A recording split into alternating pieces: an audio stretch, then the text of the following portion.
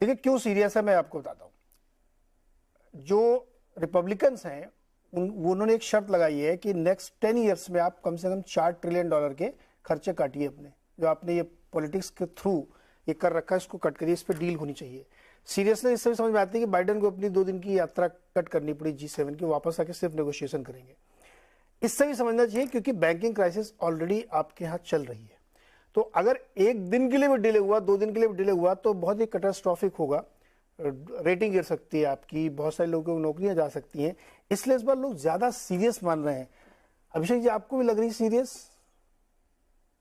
नीरज जी, मेरे को सीरियसनेस इस चीज पे नहीं लग रही है कि ये सीलिंग से रिलेटेड जो डिस्कशन चल रहा है वो पास होगा कि नहीं होगा। कंसर्न ये है कि अब ये जो क्वांटम है वो बढ़ता ही जा रहा है और कहीं पे ये थमने का नाम ही नहीं लेता।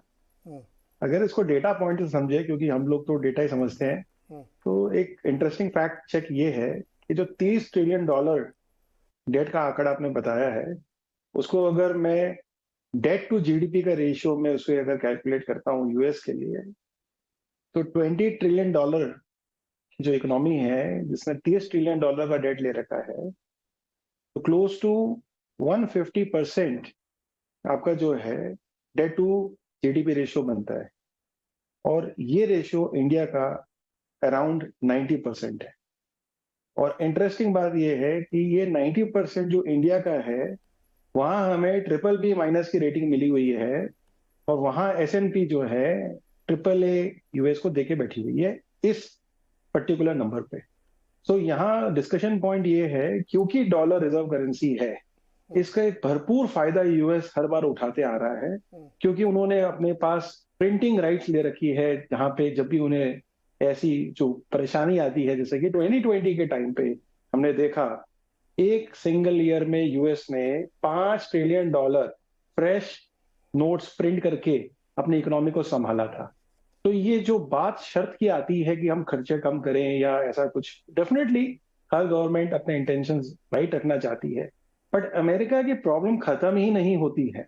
अगेन एंड अगेन हमने बार बार देखा है कि जिस साइज पे वो देश है और उसके ऑपरेशंस है, वहां कोई भी एक इवेंट एक ग्लोबल इवेंट बन जाता है। हमने देखा क्या हुआ जब क्रेडिट स्विस या उनकी जो खुद की बैंक वहां पर जो है SVM, वो जब गिरी रातों रात, किस तरह के रिप्रिकॉशंस हमने देखे ग्लोबल लेवल पे, because of the share size which is again in dollars.